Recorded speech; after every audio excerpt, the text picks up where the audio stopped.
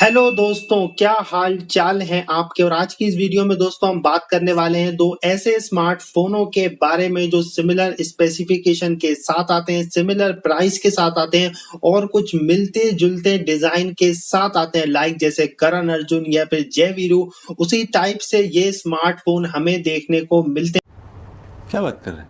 तो क्या इन दोनों स्मार्टफोनों में से आपको ये वाला बाय करना चाहिए या फिर ये वाला बाय करना चाहिए, इस वीडियो में आज हम बात करेंगे। तो यहाँ पर प्रैक्टिकल कंपैरिजन करने वाले हैं और स्पेसिफिकेशन वाइज भी इनमें क्या डिफरेंस देखने को मिलता है, तो इसके बारे में आज हम बात करने वाले हैं। तो ये है मेरे हाथ में iQOO Z10X और दूसरे हाथ में है Vivo T4X। तो सबसे पहले बात करें इनके प्राइस के बारे में। तो देखो iQOO Z10X आपको Amazon पे देखने को मिलेगा 30,500 के आसपास और कुछ डिस्काउंट वगैरह भी आपको देखने को मिलेंगे। तो ये वक्त के साथ बदलते रहते हैं, तो आप चेकआउट वहां पर कर सकते हो। मेरे दूसरे हाथ में है Vivo T4X जो कि आपको फ्लिपकार्ट में देखने को मिलेगा 13,500 के आस। बैंक डिस्काउंट आप अपने हिसाब से देख लीजिएगा तो उसमें आपको आसानी हो जाएगी। तो यहाँ पर कुछ सिमिलर प्राइस के साथ ये स्मार्टफोन देखने को मिलते हैं। और अगर बात करें इन दोनों स्मार्टफोनों के हैप्टिक्स के साथ, तो देखो दोनों ही स्मार्टफोन बहुत ही ज्यादा सिमिलर हैप्टिक्स के साथ आते हैं।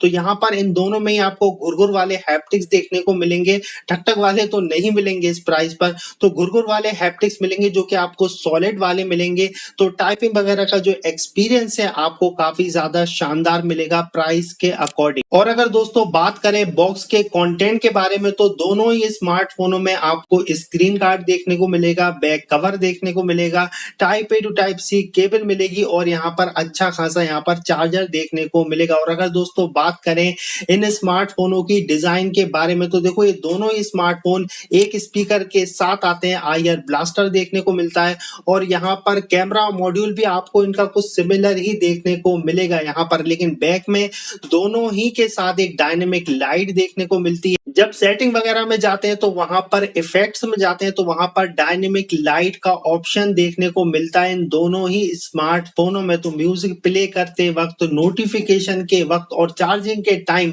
आपको इन स्मार्टफोनों में डायनेमिक लाइट देखने को मिलेगी। तो डिजाइन के बारे में अगर मैं टू द पॉइंट आपसे बात करूं तो दोनों ही स्मार्टफोन बॉक्सी डिजाइन के साथ आते हैं और सिमिलर ही नजर आते हैं। तो आप अपने हिसाब से देख सकते हैं, लेकिन मुझे इनके डिजाइन में फिजिकल कंडीशन के बारे में कुछ भी डिफरेंस देखने को नहीं मिला। और अगर बात करें इन दोनों स्मार्टफोनों की डिस्प्ले के बारे में, तो देखो दोनों ही स्मार्टफोन 6.72 इंच की फुल एचडी प्लस एक आईपीएस एलसीडी डिस्प्ले के साथ आते हैं। तो मैंने क्या करा कि YouTube पर 4K HDR वीडियो इन दोनों स्मार्टफोनों में प्ले कर देखी डिफरेंस जानने के लिए। लेकिन दोनों ही स्मार्टफोन सिमिलर कलर प्रोवाइड करते हैं, व्यू एंगल भी इनके सिमिलर देखने को मिलते हैं। तो काइंडली बहुत ही ज्यादा सिमिलर ये स्मार्टफोन देखने में लगते हैं। और ब्राइटनेस की अगर मैं बात करूं तो इंडोर में भी और आउटडोर में भी कुछ भी आपको डिफरेंस नजर नहीं आएगा।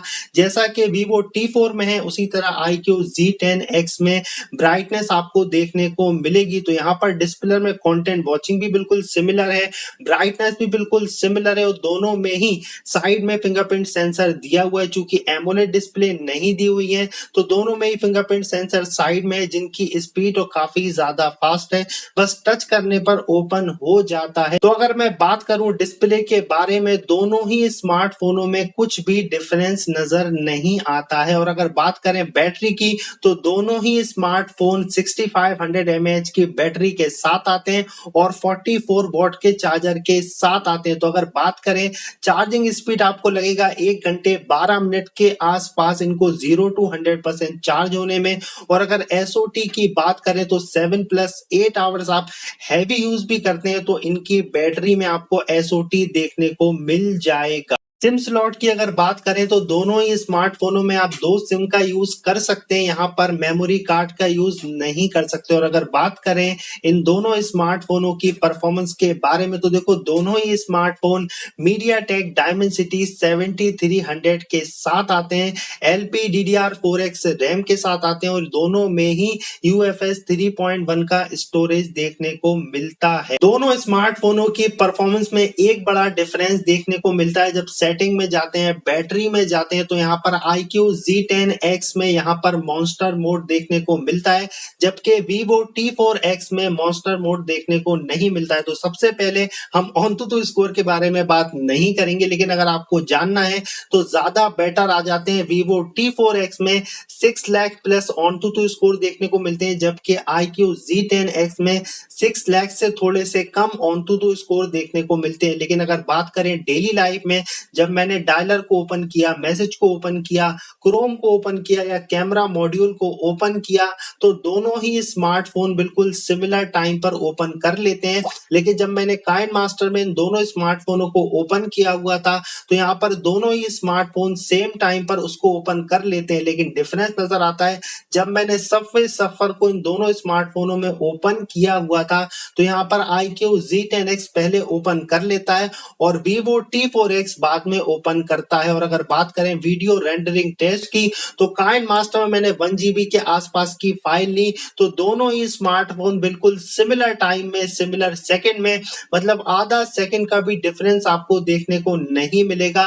वीडियो रेंडरिंग टेस्ट कंप्लीट कर लेते हैं। तो परफॉर्मेंस के बारे में अगर मैं बात करूं, बिल्कुल टू द पॉइंट, तो दोनों ही कुछ सिमिलर परफॉर्मेंस के साथ आते हैं, लेकिन iQOO Z10X थोड़ा सा ज्यादा फास्ट देखने को मिलेगा। देखो, एक ही ब्रांड के आसपास के फोन है, तो यहाँ पर ऑप्टिमाइजेशन करने का अलग अलग तरीका हो सकता है, लेकिन iQOO Z10X में थोड़ा सा हीटिंग इशू देखने को मिलेगा, जो कि Vivo T4X में देखने को नहीं मिलेगा। BGMI की, तो दोनों ही स्मार्टफोनों में 60 FPS का सपोर्ट देखने को मिलता है, तो ये भी आपको परफॉर्मेंस के मामले में बिल्कुल सिमिलर सेटिंग लगाकर दे देते हैं। और अगर दोस्तों बात करें कैमरे के बारे में, तो दोनों ही स्मार्टफोनों में अल्ट्रा वाइड कैमरा देखने को नहीं मिलता।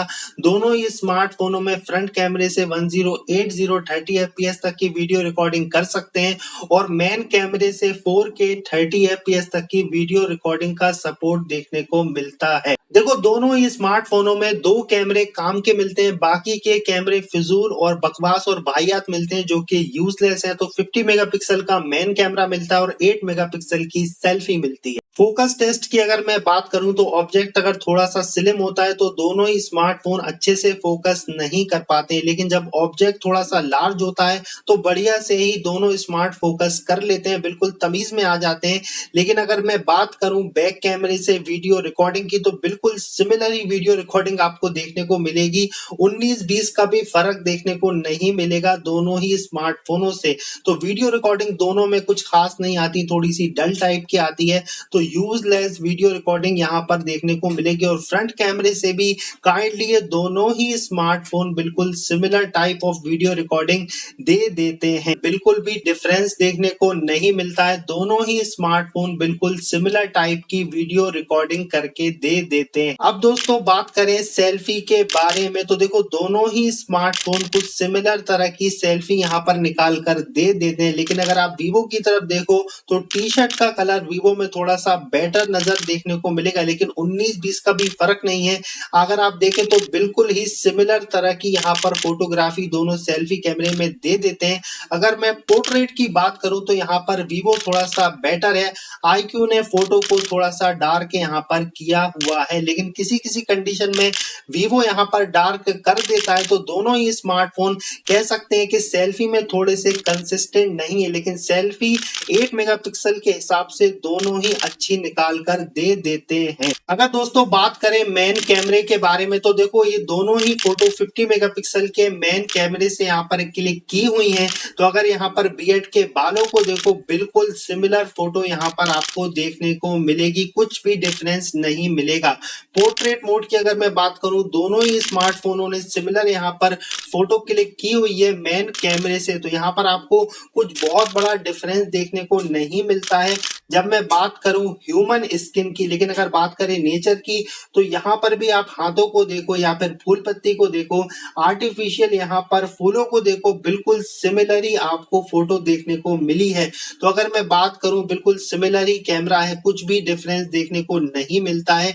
ऑब्जेक्ट अगर आप क्लोज से फोटो लेते हैं, दोनों ही स्मार्टफोन बेटर फोटो यहाँ पर क्लिक कर लेते हैं। और अगर बात करें नेचर फोटोग्राफी की, तो दोनों ही स्मार्टफोन को सिमिलर तरह की यहाँ पर फोटोग्राफी निकाल कर दे देते हैं, तो कुछ भी डिफरेंस हमें देखने को नहीं मिलता है। इनके मेन कैमरे के साथ सेल्फी कैमरे में थोड़ा 19-20 कभी कर देते हैं, कभी IQ वाला थोड़ी बेटर फोटो निकालता है, कभी Vivo वाला बेटर फोटो निकाल कर दे देता है। सिंगल स्पीकर देखने को मिलते हैं। पहले से ही Vivo T4 का स्पीकर बदनाम था और बदनाम होना भी चाहिए, क्योंकि सिंगल स्पीकर देखने को मिलता है, लाउडनेस बिल्कुल ज्यादा नहीं है और बेस भी अच्छा नहीं है। दोनों में ही सिमिलर ऑप्शन देखने को मिलता है, 200% और 400% का ऑप्शन देखने को मिलता है दोनों ही स्मार्टफोनों के साथ। दोनों स्मार्टफोनों में क्या डिफरेंस देखने को मिलता है, देखो iQOO Z10X में मॉन्स्टर मोड देखने को मिलता है, जो कि परफॉर्मेंस को थोड़ा सा बूस्ट करता है, लेकिन Vivo T4X में यहाँ पर मॉन्स्टर मोड देखने को नहीं मिलता। सिर्फ ये एक बड़ा डिफरेंस देखने को मिलेगा इन दोनों स्मार्टफोनों के साथ, बाकी आपको कुछ भी यहाँ पर डिफरेंस देखने को नहीं मिलेगा। डिजाइन से लेके अगर स्पीकर की मैं बात करूं, दोनों ही स्मार्टफोन बिल्कुल सिमिलर तरह की स्पेसिफिकेशन के साथ आते हैं। तो अगर आपको कैमरा वगैरह थोड़ा सा ज्यादा बेटर चाहिए तो Vivo की तरफ जाना, परफॉर्मेंस आपको थोड़ी सी बेटर चाहिए तो iQOO Z10X की तरफ जाना। लेकिन इस वीडियो से बिल्कुल दूर मत जाना, अगर अच्छी लगी हो तो लाइक, शेयर और सब्सक्राइब करके जरूर जाना। बाकी मेरी और आपकी मुलाकात होती है नेक्स्ट वीडियो में।